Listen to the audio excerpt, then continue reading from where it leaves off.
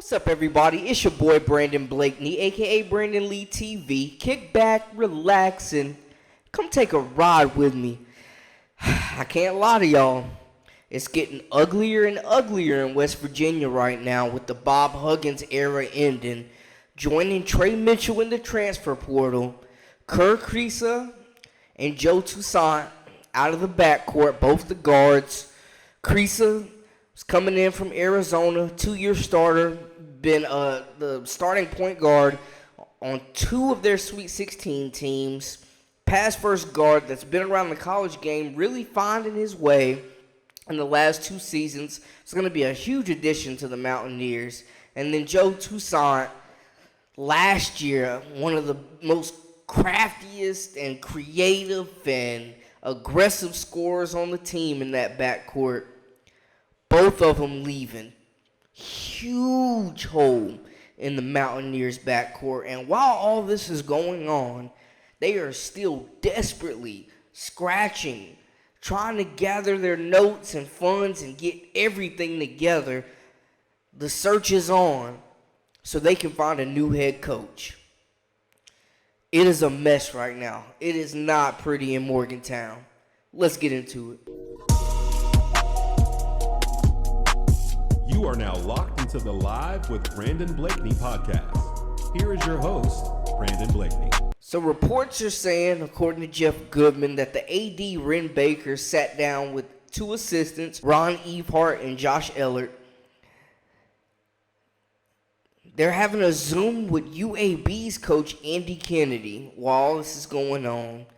And honestly, it's going to have to be mid-major coaches at this point, because the top A-level guys that are at these Power 5 schools, 1, they're not leaving in late June. 2, those buyouts are crazy. So good luck. Like, they could have probably hired internally. They just obviously felt like they didn't have a guy on the staff that was ready up to par for the job, apparently. So they're going the mid-major route, scrambling to find a head coach, which is an issue when you're trying to not only maintain talent but get new talent. They brought in one of the best transfer classes, did work in the portal, and over the last couple days, it has completely fallen apart. Kriisa and Toussaint, 2 huge losses. 1, starting at Arizona. Kriisa was on the team for a while, but finally kind of got it going, found his stride the last 2 seasons, man. Just sees the court well. Pass first guard, can shoot it, can score it if he needs to, can shoot it, has range on the 3 ball, shoots it confidently, can make tough shots, contested shots if he has to. Good in the pick and roll, but court vision, the offense initiator, his playmaking ability, that would have been key for West Virginia this year.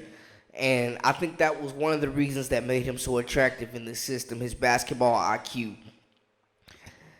Then you look on the other side, Toussaint, giving out work last year at West Virginia. Averaging 9 points, 2 rebounds, 2 assists. And when you look at the tape, not super athletic, but nice explosive first step, and can just kill you with that change of pace, that change of speed. That's a pro type attribute right there. But you can just see, you in a system like this, you need shot creators, and you know how important it is to have experienced guards or just good guards in college basketball to make an NCAA tournament run. Like, you gotta have good guard play. Looking at it, getting it off the dribble, knocking down shots in rhythm, finding his shot within this West Virginia offense that isn't known for the isolation basketball. But I ain't gonna lie, man, Toussaint out here getting busy. And you gotta figure, we had seen reports, and it was people talking about the fact that this class could completely fall apart. This roster as a whole could completely fall apart. There was talk about this being a potential problem. Trey Mitchell was the first domino to fall, and then you got these two guys leaving a hole in the backcourt, major hole. Two experienced guards that have proven on the big stage that they can play ball, man. Like experience, playmaking ability, scoring punch. Toussaint was in for a huge year this year, I believe, man. Honestly, I think he was going to be a breakout candidate, All-American candidate this year. Like, we saw what he could do last year. He's a vet coming back.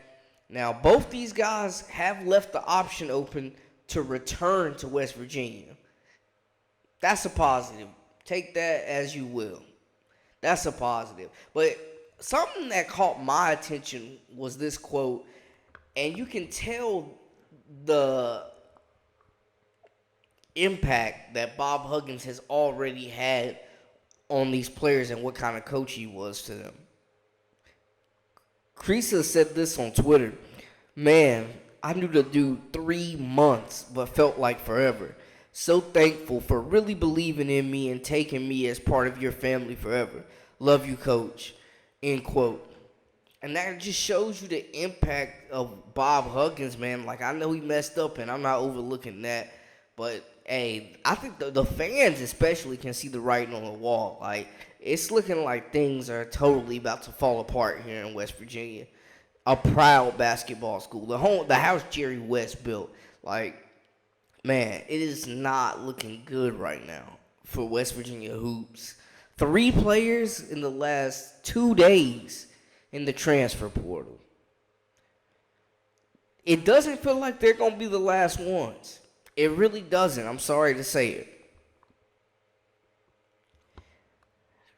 Creasa, a native of Estonia, he averaged 9 points per game last season. 5 assists, though. That's the big thing. 5 assists at Arizona. He was second in the Pac-12 in total assists last season and shot 37% from 3.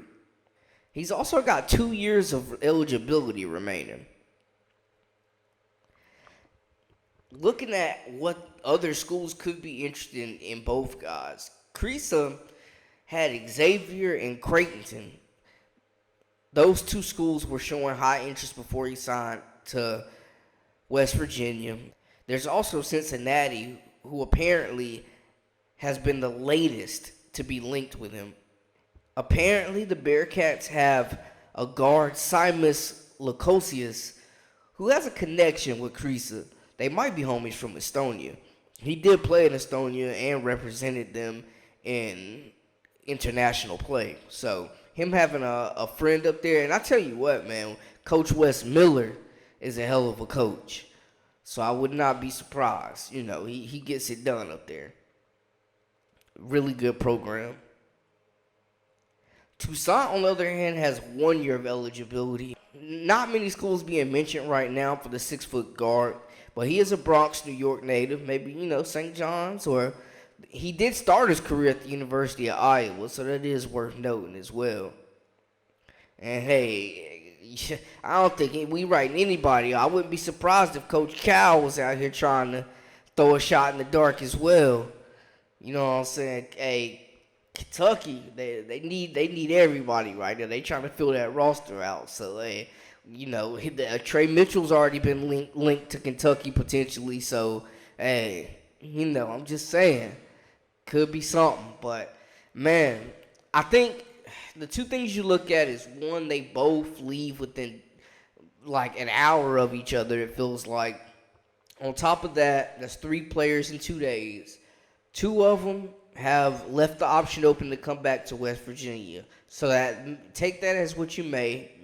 Possibly they might come back, but it doesn't feel likely right now. It feels like these 2 won't be the last 2 to leave. But we'll keep a monitor. We'll keep an eye out and see, man, because it's a lot of action going on in Morgantown right now, man. It's just a bunch of drama post Bob Huggins here, man. This is the impact when you fire the icon of a school like that, or he resigned, however you want to put it.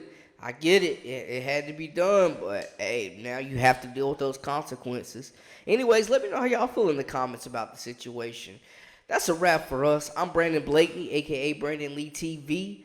This has been Live with Brandon Blakeney. Until next time, we out.